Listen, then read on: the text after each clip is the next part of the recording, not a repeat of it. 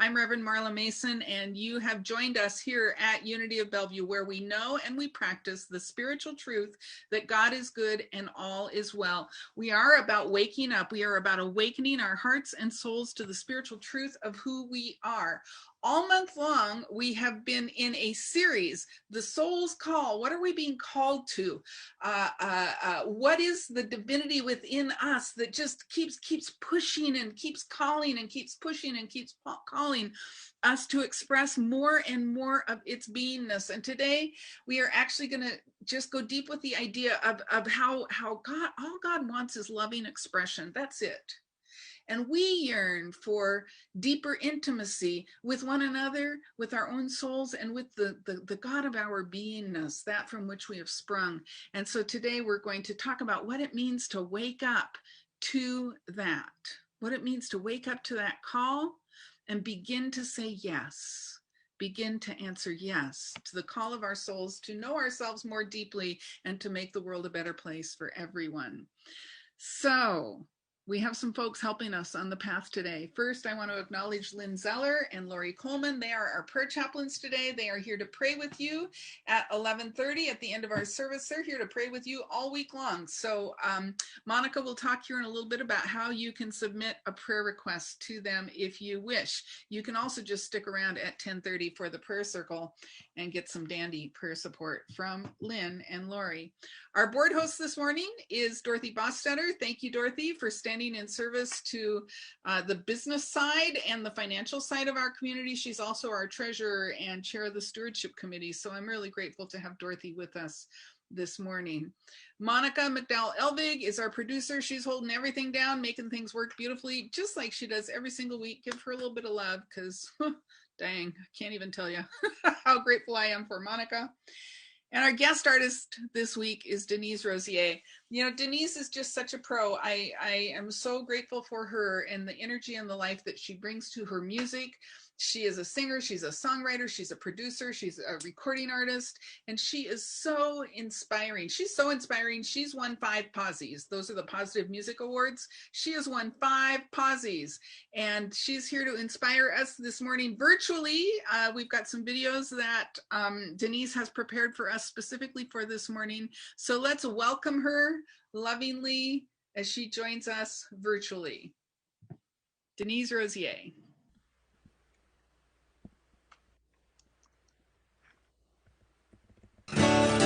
Unity of Bellevue, it's Denise Rosier, and I am so excited to be here with you today.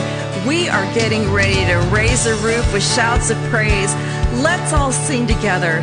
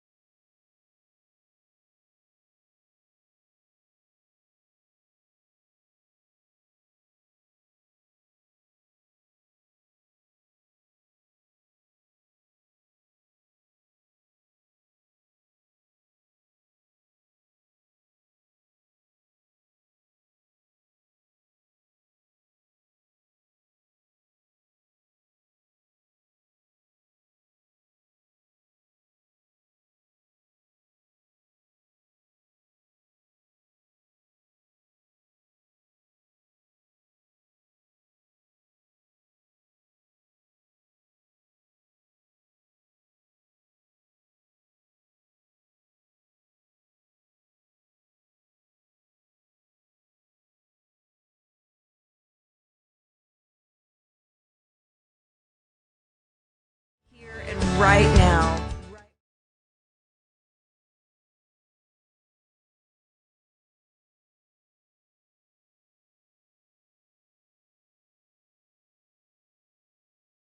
Spirit is in this place right here, right now.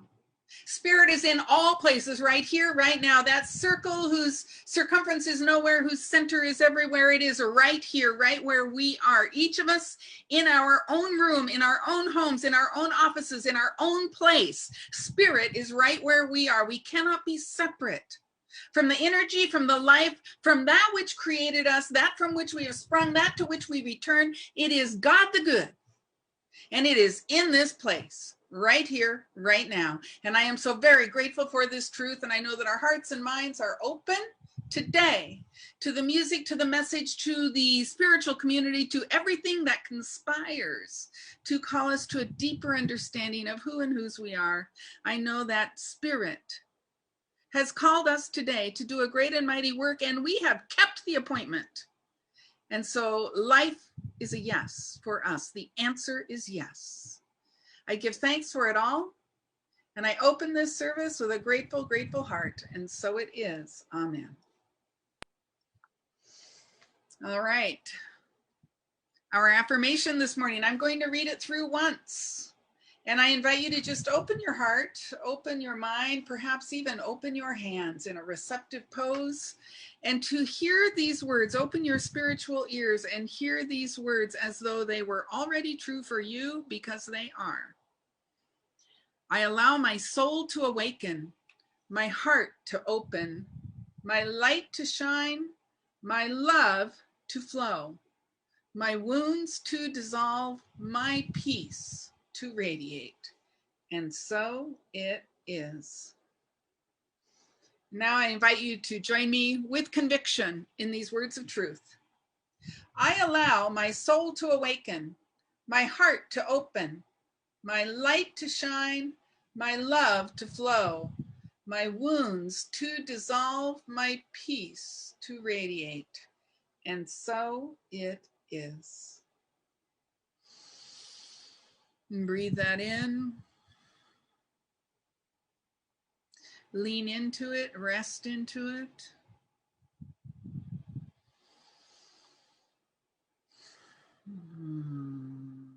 Allowing yourself to be supported by the truth that we speak.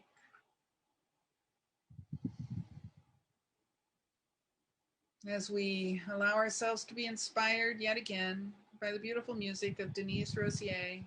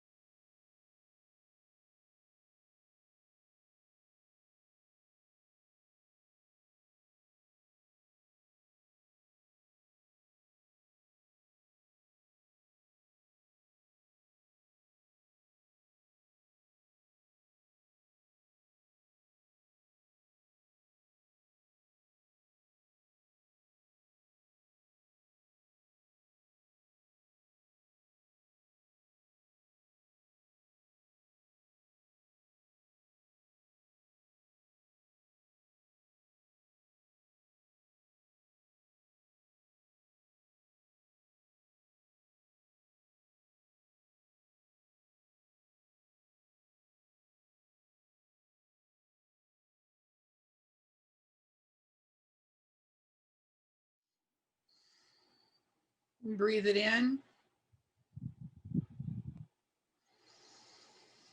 Soul awakening.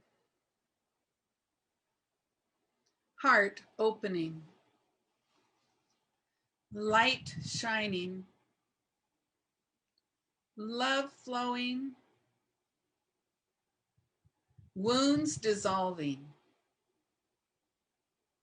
Peace radiating.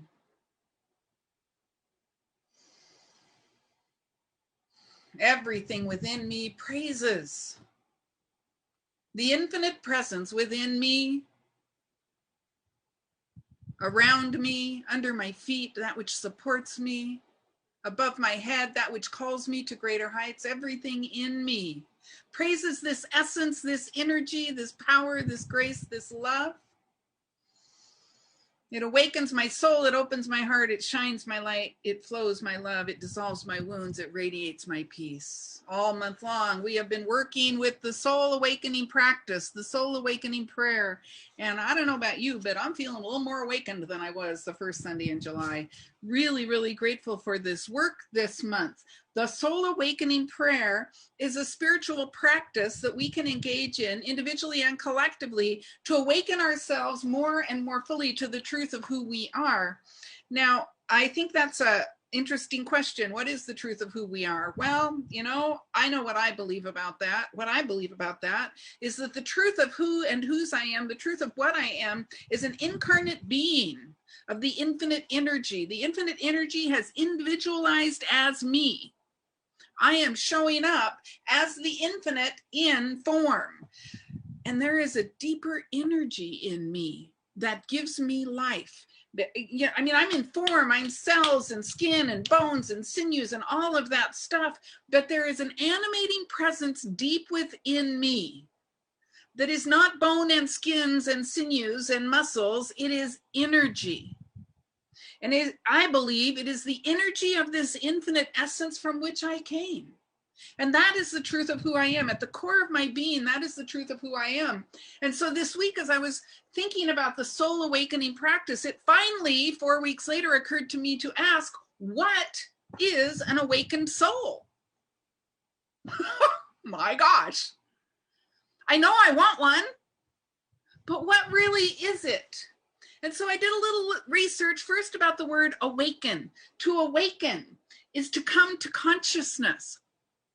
To come to consciousness, to become aware. To awaken, this is my favorite definition in the dictionary, to rouse from sleep.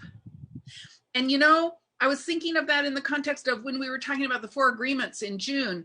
And Don Miguel Ruiz says, we've been living in the dream. We need to pierce the illusion of the dream. We need to rouse ourselves from sleep. We need to rouse ourselves from the dream, the illusion of the dream. And so to awaken is to come to consciousness, to become awake, to become aware that we have been dreaming. And it's time to stop dreaming. It's time to know the truth, to pierce the illusion, to awaken. And what I love about the word awaken, the Latin root of the word is enliven. To enliven. To awaken is to enliven. To awaken is to enliven, and I would dare say enliven something, that deep energy in me, to enliven it to the place where it holds sway in my life. Not my false ideas, not my fears, not my angers, not my wounds that are dissolving. They are dissolving, just saying. Not my wound. Those are not the things that run my life. What runs my life is the enlivening spirit of the infinite in me. So that means that is what to awaken means. What about soul? I found this to be a really interesting exercise. I went first to Charles Fillmore. What does Charles Fillmore say soul is? And honest to Pete, about 40% of it went right over my head. I read the whole thing. Can't help ya. But what I did get, and it's funny because Ernest Holmes says something really similar. Both Fillmore and Ernest Holmes refer to soul as law, refer to soul as the substance that says yes. Charles Fillmore says it's the Garden of Genesis, implying, it's the Garden of Genesis where we plant the seed and the garden says yes and something grows, right? And so their ideas were that, soul is part of the spirit, law, form thing that we talk about. Spirit, the idea; law, that which says yes; form, that which is expressed by the power of the yes, by the power of the idea in spirit. Now, when I think about that, I don't think it's exactly wrong. I just think it's incomplete. I think there's more to it than just that. And heaven forbid, me trying to outthink Ernest Holmes or Charles Fillmore, but it just doesn't quite sit right with me that soul is only that energy of law or yes. And so I went to my personal favorite New Thought teacher, Emma Curtis Hopkins, and here's what she says. She says that soul is the Christ consciousness within. She says it's the divine center of me. She says it's the deathless, changeless spirit within me. And that was the definition that meant the most to me. The deathless, changeless spirit within me is soul, that energy, that energy that is the divine energy, the same energy of the God stuff from which I come. That God stuff is deep within me. It is right here. And so the awakened soul is like, I'm conscious of that. I'm conscious of this energy that I am. I'm becoming roused from the dream. I'm becoming more and more aware of this deathless, changeless thing at the center of me that truly is my life and that truly enlivens my humanity to the degree that I awaken to it, become conscious of it, cultivate it, and allow it to be the sacred yes in my life. See, that's the piece that I think Fillmore and Holmes had right. It's like, it's the sacred yes to the expression of divinity as me. So an awakened soul is an enlivened Christ consciousness. An awakened soul is an enlivened consciousness. And let me just say this about an awakened soul. An awakened soul is generative. It cannot help but generate more of itself, because that is all God does. All God does is generate more and more and more of itself. That's what it's about. I mean, all you have to do is look at the ever-expanding universe. Remember, the universe used to be, all up in this little pre-Big Bang thing. I don't know how big it was. But there was a core of the essence of all things. And now it is forever expanding. It's generative. Do you see? I mean, you can tell it's generative. Just look at, planet Earth for the last 2 million years. It used to be not very much. Now it's something. I mean, and I don't want to make rocks wrong. I mean, it used to be rocks and lava or whatever. I don't want to make those wrong, because that too is life in a sense. But the soul is generative because the infinite is generative. All it does is create. All our souls do is create. Are we awakened enough to the creative powers of our soul to notice what is being created? And that is the purpose of the soul awakening practice.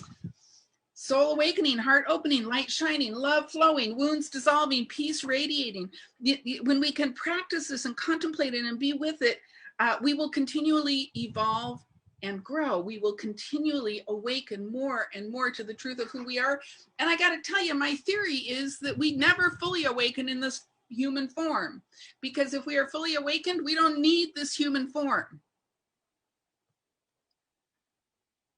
So when you've fully awakened, bye-bye, I guess. I don't know exactly, but I have to tell you, I'm always suspicious when somebody kind of tries to present to me as though they are fully awakened. I'm like, really? Then what are you still doing here on planet Earth? I don't know, because clearly there's nothing more for you to learn. So think about that. Think about what that means to you. Now, I want to say, in this Soul Awakening Practice book, as you know, because I'm sure you've all been reading and doing your contemplation every day, right? Right.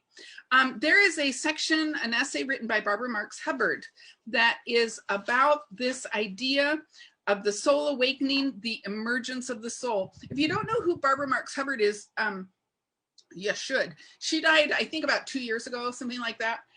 But she is she was a phenomenal human being who really had a vision. She was a futurist. She really had a vision for an awakened future for humanity. In fact, she talked about us like we are on the cusp, she says, of moving from Homo sapiens to Homo universalis.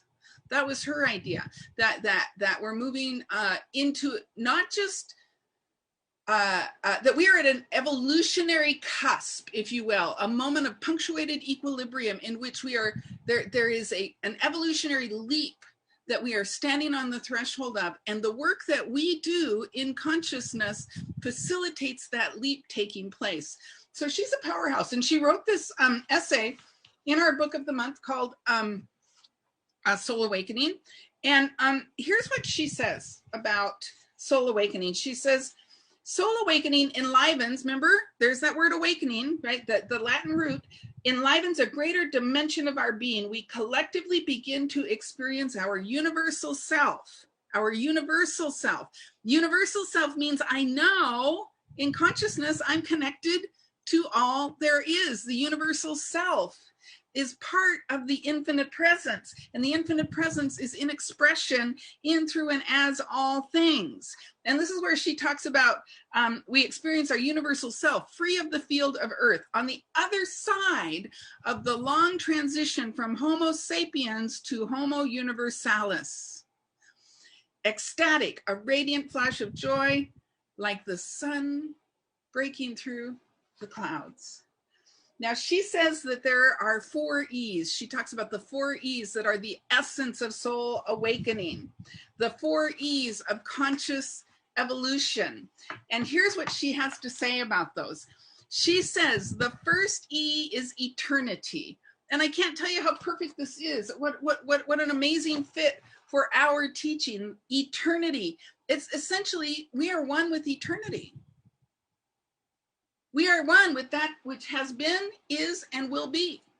We are one with the energetic source of all things, and that this source of creation is alive and well in every single one of us. That in whatever that source was before the big bang, the energy that I am now, millions and millions and millions of years later, was in there.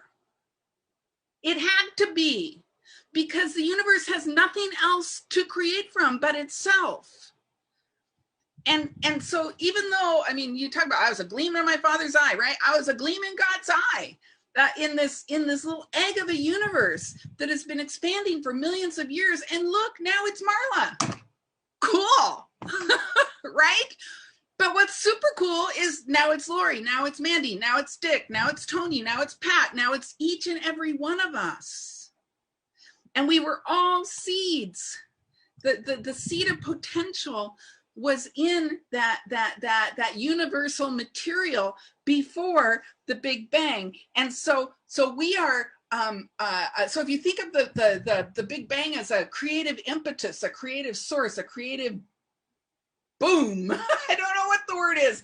We have the opportunity to be that over and over and over again. And I dare say, have you ever had an aha moment where suddenly something makes sense? You kind of go, oh, where have I been? Why didn't I see that before? So that's just a little mini Big Bang in consciousness, right? It was always there. It was always there. You just got it. It's not new information. It's kind of funny because we talk about these things as, well, this is new information for me. No, it's not. It's always been there. You've always known it. You just came, you just enlivened to it. You just awakened to it. Nothing, trust me, you guys, everything's been said, everything's been written, everything's been created. It's all been done before. We just keep redoing from, with the same resources. We just keep creating in ways that are unique and individual to us. And it's powerful. Yeah. Some of you know, I've been taking this art class and I've been having to look at artists and where does the creative source come for that image? Like, what made you draw that? Right. And you know what? The pencil, the papers, the graphite, the everything, have always been there. And in some sense, the divine idea has always been there. But this person chose to put it down on paper in a specific way out of nothing new and made something new. And so this ever recurring Big Bang, these aha moments that are going on in your mind, nothing is new. You just woke up to it. You just enlivened to it and you put it on paper, using the metaphor. You put it on paper And all this is the divine intelligence evolving as us. We're evolving and growing, right? We are created in the image and likeness of God. And God is always evolving.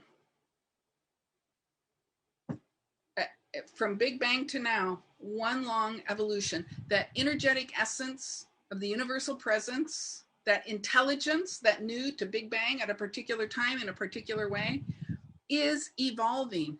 And we are evolving by becoming more and more self-aware, by opening our hearts and minds to being an awakened soul, to being more conscious, more present, more alert, more enlivened to the truth of who we are. And eternity, I have to tell you, this first E, eternity is a big concept, right? It's eternal. And I have trouble remembering 15 minutes ago, right? Let alone 15 years or 50 years or 100,000 years or 1,000,000 years. But I do remember. And here's why. I embody, and this is the second E of Barbara Marx Hubbard's 4 E's of kind of the essence of soul awakening.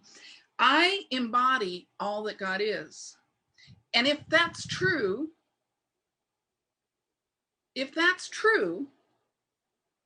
my cells are coded with everything back to that source.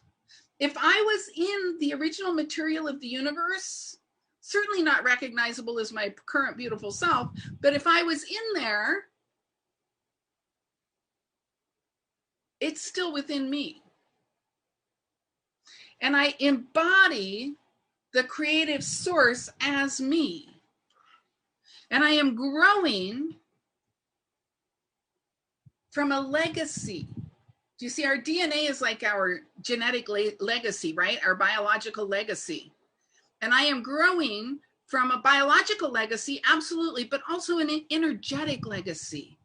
That my cells are alive, enlivened, right? Waking up. My cells are enlivened with every moment of the history of the universe.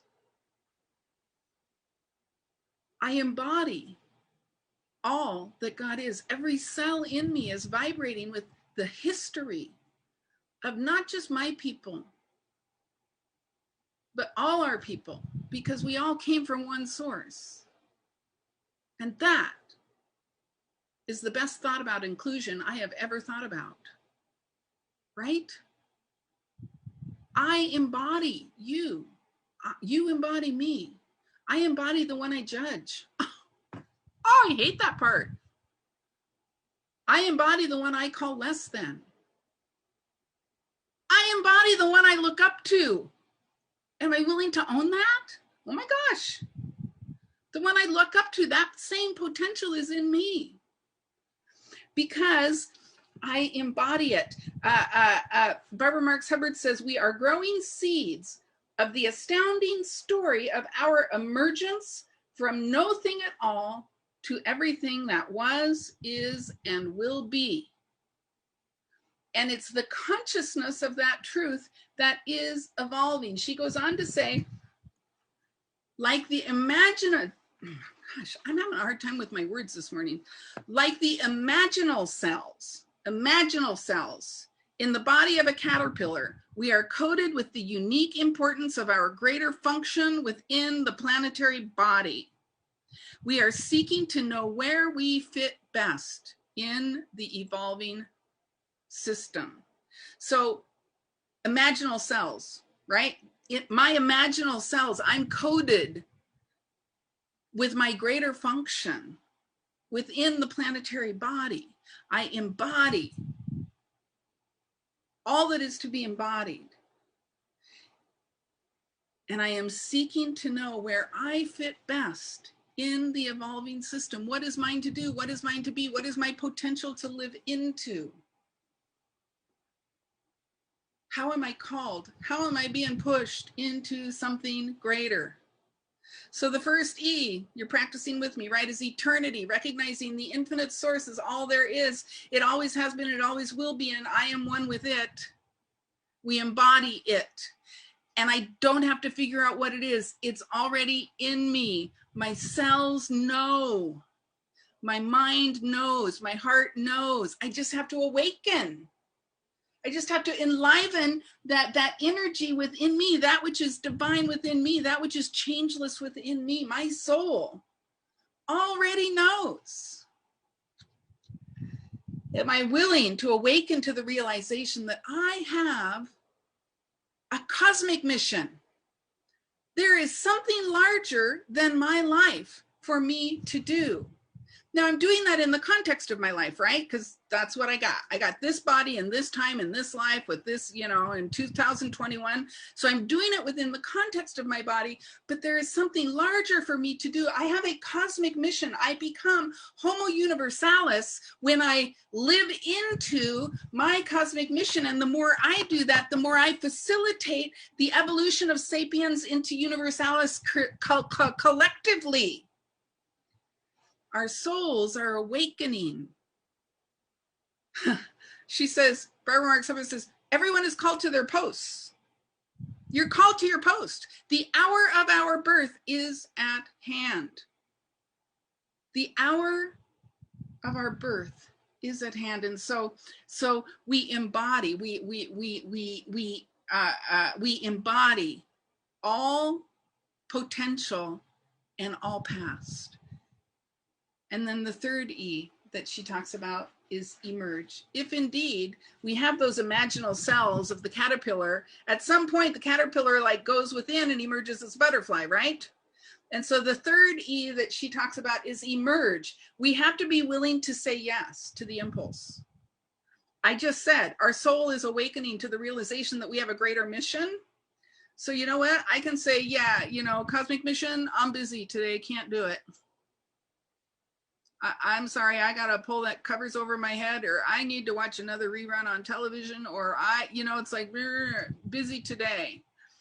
Emerge. We have to be willing to emerge into the newness. We need to be willing to say yes to that creative impulse within us. And when we do, we become new every day. When we do, we awaken every morning, right? We pierce the dream every single day of our lives. Because we are willing to not just say yes, but in the spirit of the yes and in the energy of yes is a willingness, not okay, I'll do it if I have to. There's not willingness there. Do you know what I mean? That there has to be a sense of willingness, a sense of okay, I recognize I belong to something infinite. I recognize that I embody its beingness and I have everything I need to be all that God would have me be. And now I say yes with confidence and faith, or sometimes even with, I don't know what I'm doing, but I'm going to say yes anyway, with a sense of conviction and commitment to knowing that I will be given the confidence and the faith. I will be given the tools. I will be given all that is required for me to live into this new way of being, this awakened soul. She talks in the book about, where'd you go? She says we are thresholding, that is, crossing the threshold from one phase of human evolution to the next. We are thresholding. Your board of trustees has been reading a book of the month. It was our book of the month collectively last, I think it was January, the How to Lead When You Don't Know Where You're Going book, which is all about standing at the threshold. And I am standing there and I'm going, I do not want to step into that room because I don't know what's there and it's painted blue and I don't like blue. Oh, wait a minute. What if I stepped into the room and the first thing I did was paint it orange or some color that I actually like? What if I, standing here on the threshold in this liminal time, liminal meaning, we don't know where we're going yet. What if I was standing on the threshold and I just said, yes, I am willing to emerge. I am willing to say yes to the divine idea that wants to make itself known as me. And when I say a yes, Barbara Marx Hubbard says, we know more, we become more, we give more, we love more. New functions emerge, our life purpose expands, and we activate potential that is the cells in our bodies, in our DNA, or the energetic cells within our souls receive the message. There is something for you to do now. There is something for you to do now. And until we get that, give that message, they just sit there dormant, right? It's kind of like the idea of exercise. Like, why do we exercise? To build muscle, right? And the interesting thing about building muscle is it's resistance that builds the muscle, right? So by making a demand on the muscle that's right here in my arm, I can't remember what it's called, it's going to just sit there and do nothing, right? There's a little tiny muscle until I start doing pulls or something, until I start exercising in some way. And it's the demand that builds the muscle. The demand builds the muscle. You don't already have the muscle and then you start exercising. No, the demand builds the muscle. The demand, the yes, activates the potential. The cells, the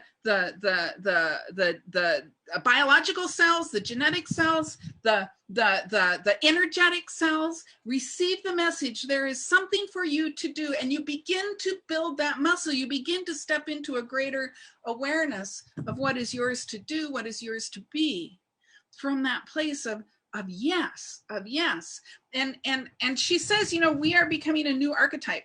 We are, she said, let me see, here it is, it's right here. We are becoming a new archetype on earth, embodying the process of creation as our own expression of creativity and love. We need a new archetype, you guys, archetype. We need that. Yeah, the hero's journey, most common archetype, right? What if we gave up the story that things have to be hard for us to learn lessons? We do that one over, that's an archetype. The idea that we have to go out into the world and have some hard experience and learn our lessons and come home and now we're transformed and we can, live more empowered. It's a great story, but what if we got a new archetype? The story is I immerse myself in spirit and I learn and I grow and I evolve and it's a joyful process. What? We are becoming a new archetype on earth, embodying the process of creation as our own expression of creativity and love. And then the fourth E is love. She calls it eros, right? Now, eros, when I first read that, I was like, what? Because eros is like sexual love or sensual love, right? And I was like, wait a minute, we're talking spiritual here, right? Like, what is she talking about? Did I get the wrong book? No, you did not get the wrong book. We can think of eros as the fundamental creative impulse, right? You think about it. Sexual activity is a fundamental creative impulse that, unless we do something to intervene in the process, provides us with something that is created, a child, right?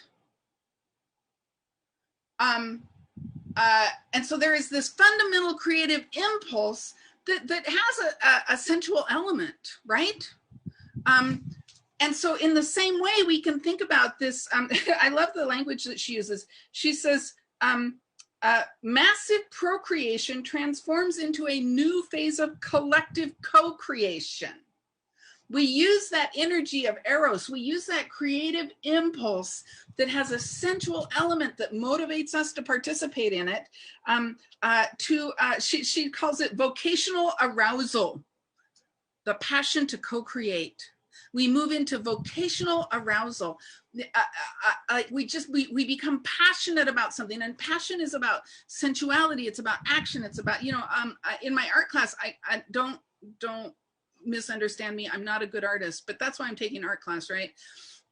So I'm becoming passionate about getting things on paper. I'm becoming passionate about seeing things, and the ways that we see them, and the edges, and the forms, and there's something in me that just resonates with that, and I recognize it always has. And I'm being aroused to something. I'm being aroused to a new way of seeing the world through the power of taking this class. And so Eros, when she talks about Eros, she's talking about, she says, the sacredness of sex to have a child, to reproduce the species, becomes the sacredness of sex to evolve ourselves and the world.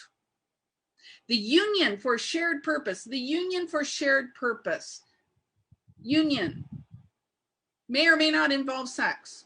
The union for shared purpose gives birth to a greater world when we join in love. The divine plan is that the world will be evolved through love, not fear. Can I say that again? I didn't make that up. That's Barbara. The divine plan is that the world will be evolved through love, not fear. Now, I got to tell you, I don't actually really believe in a divine plan, just so you know. What I do believe in is divine order. And I think that divine order is calling us, divine order is more fully expressed in human experience through the power of love. When we're not engaging in love, in loving behaviors, divine order has a very difficult time expressing. When we're engaging in loving behaviors and loving ways of being, divine order expresses automatically. And so she says about this fourth E, Eros, she says at the very peak of planetary awakening, the soul awakening expresses itself through enough of us simultaneously to shift the consciousness field of Earth from fear to love. You see, we engage with passion in the co-creative process with one another, such that something new is born, and the impetus is love. The impetus is love. Love for one another, love for self, love for the planet we've been given. And can you imagine if we loved the planet a little bit more than we do right now? What could be happening? How life, that life that was at the seed of the universe, how life might be more fully supported, how love might be more easily expressed if we were willing to just engage in a little more love, a little more love. And in that way, we've said yes, we've energized the creative power, we've said yes to our greater self. The world works better for us, the world works better for everyone. We are one with the source, we embody it. It emerges fully from us through the power and the passion of co-creation with the infinite.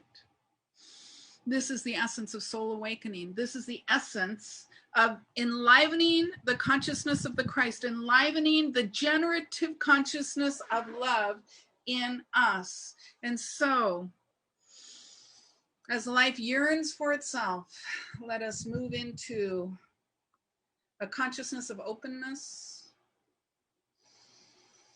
an awareness of the infinite. We recognize that we are one with Source, evolving, growing, changing, and yet there is something fundamental and elemental within us. The deathless, changeless spirit within our souls. And we are awakening to that presence more and more, for it is generative, it is life-giving, it is love. And as we awaken, we recognize the eternal presence. We embody the eternal presence. We allow that presence to emerge as us. And we fall in love. We move passionately forward into the power of that yes, to make the world a better place for others and for ourselves.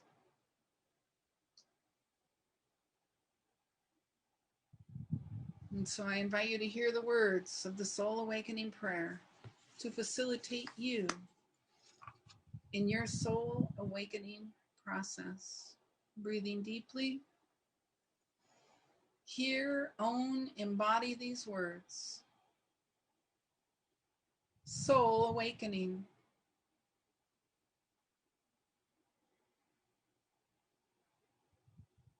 heart opening,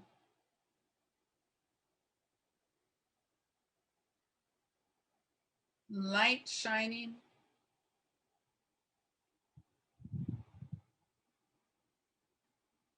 love flowing.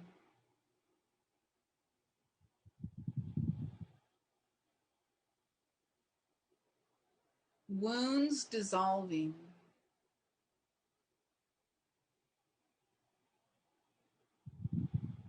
Peace radiating.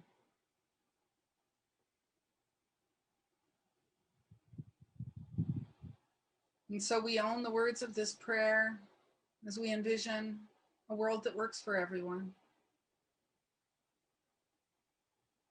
We own the words of this prayer knowing that our souls are indeed awakening, that our hearts are opening, that light is shining forth from us, that love is flowing, that all of our wounds that might keep us stuck in the past are dissolving, and that peace radiates easily and effortlessly from our very souls. The energy, the essence of the universal presence. And so we put on the mind of the Christ. We say yes. And we move forward boldly and with confidence and faith. In this consciousness, in this awareness, I close this message. I am so very, very grateful that God is good, that all is well.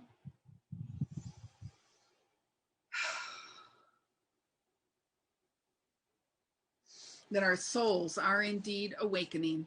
And so it is. Amen.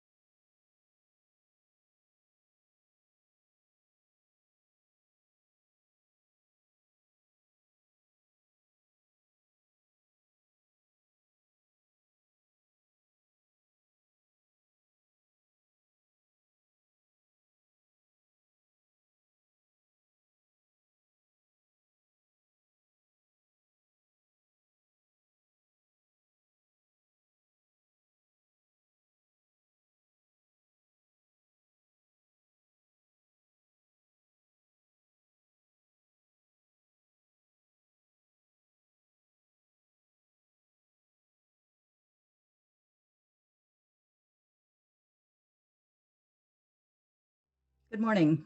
I'm Dorothy Bostetter. I am your board host today. Thank you so much for the message, and thank you so much for the music as well, to our guest artist, virtual guest artist. This is the time in our service where we express our gratitude for the abundance that we have in our lives. If you are with us for the first time, please know that we are glad you're here and we welcome your gifts, and you are not obligated to bestow a love gift upon the center, but of course, if you do so, we would lovingly and graciously accept it. For those of you who call Unity of Bellevue our spiritual home, we know that love energy flows through us and God abundance flows through us in many ways, including our financial gifts. Giving to Unity of Bellevue of our time and our financial gifts allows us to continue to fulfill our mission and our values, and it allows us to love, grow, and serve our community and the greater world. With that consciousness in mind, hold your gifts in your heart. The ways to give were on the previous screen. They're on our website. And as you hold the gifts in your heart, please join with me in our offering affirmation. I give freely and for the joy of giving. I know that seeds sown in love produce an overflowing harvest of good for me, for this center, and for all people. Lovingly I give, joyfully I receive, and so it is. And so I speak a word of gratitude and blessing for these gifts. I know that they bless this community so powerfully and so deeply, and that this community is a blessing to others. And so we make a difference in the world. We call forth the infinite spirit and make a difference in the world. We translate money into ministry, and it is good. And so I call it good, and I know all is well, and so it is. Amen.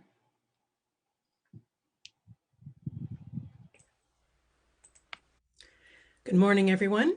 My name is Monica McDowell Elvig, and our first announcement comes from Susan, our board president. So, Susan, go ahead with your announcement. Thank you, Monica. Good morning, everyone. As Monica said, I am your board president, and I wanted to talk about the board for a few minutes. As many of you know, we've had a vacancy on the board since sometime in March or April. March.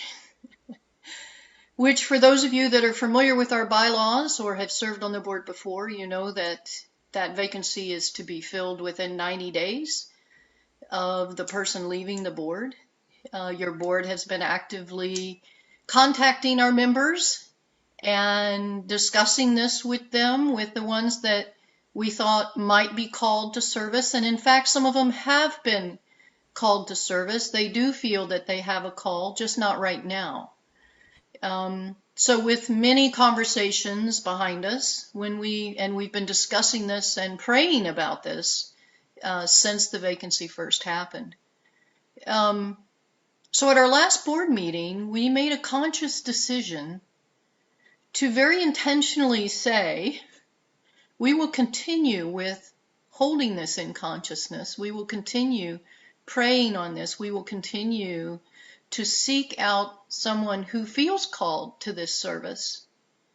But we're basically saying that the circumstances we find ourselves in with COVID has, I think, limited the number of people that feel called to this service right now.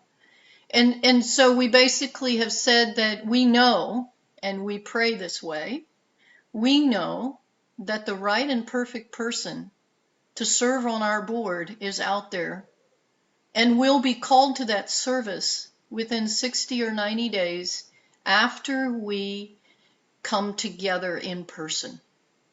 And so we're basically holding this in consciousness. If you are interested in serving, or if you want to find out more about it, call the Unity of Bellevue phone number for information, contact Reverend Marla, or contact me through the following email, board@unityofbellevue.org.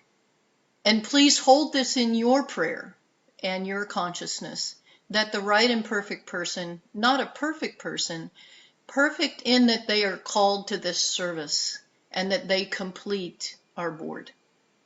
So hold it in consciousness. If you feel like you're interested, then contact us and let us know. Thank you. Thank you, Suzanne.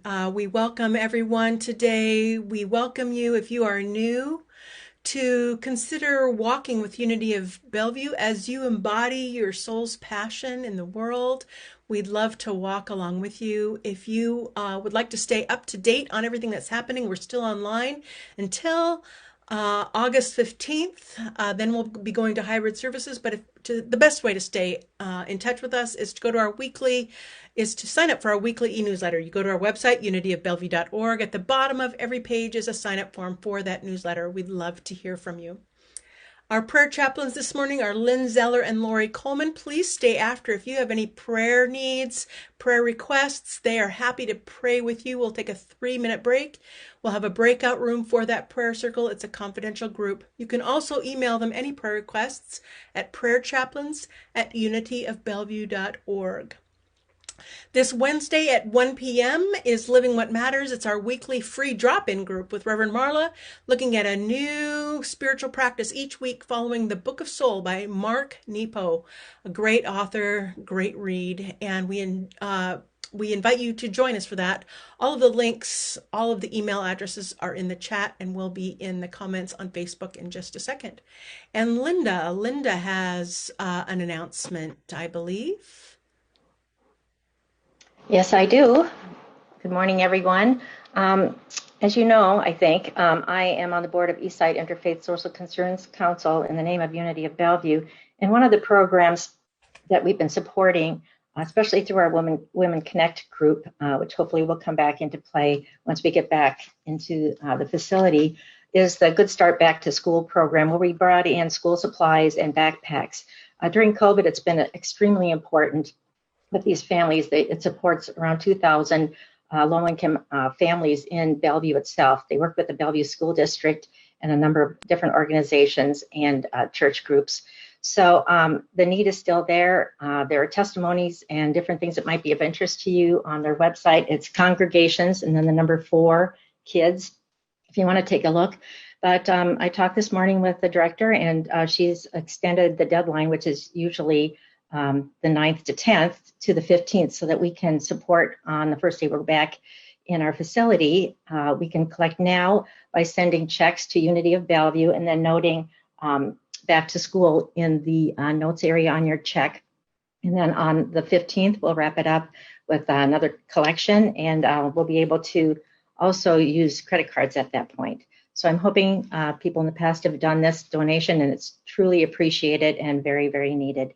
So thank you very much for your support. Thank you, Linda. And we'll have that all set up. The links and everything will go out in the newsletter this week. Look forward to that. And if you are excited and eager to volunteer for our reopening, please send an email to sabrina.m@unityofbellevue.org. We're looking forward to seeing you on August 15th. And have a blessed week. Hey, thanks everybody. As we prepare to close, I invite you to just be present to the emergence of the infinite within you, because it is screaming to get out. Have a great week. I'll see you on Wednesday at Living What Matters. Bye-bye. Bye. Sorry.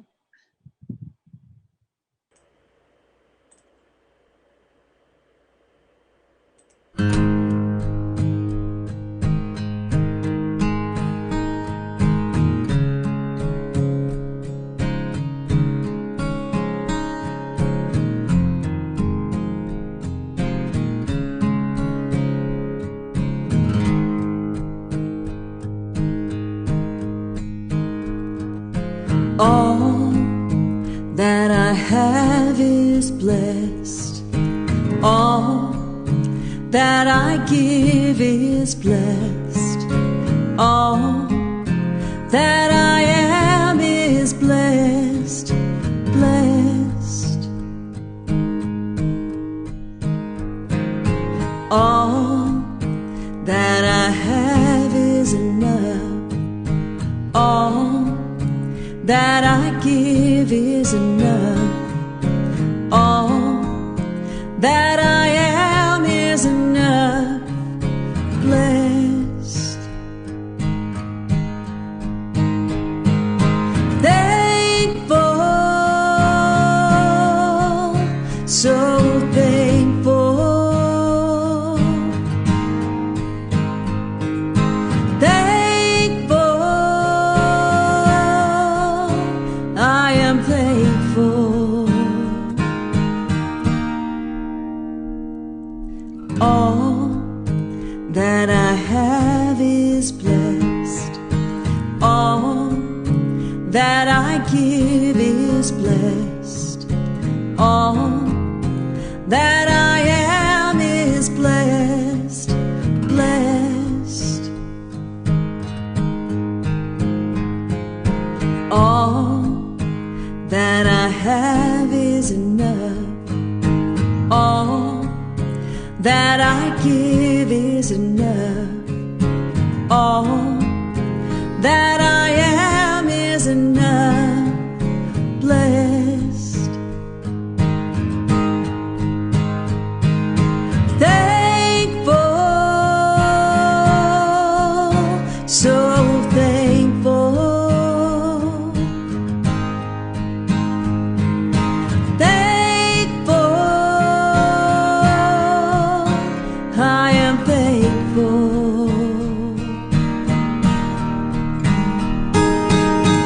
I just want to invite you all right where you are.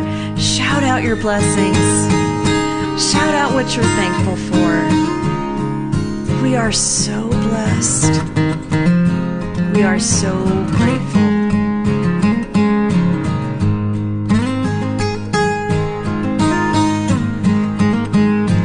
Thankful, so thankful, thankful, I am thankful. All that I have is blessed. All that I have is blessed. All that I give is blessed. All that I am is blessed, blessed. All that I have is enough, and all that I am is enough. All that I have is enough. All that I give is enough. All that I am is enough. Blessed, I am blessed. I am blessed. I am blessed. I am blessed.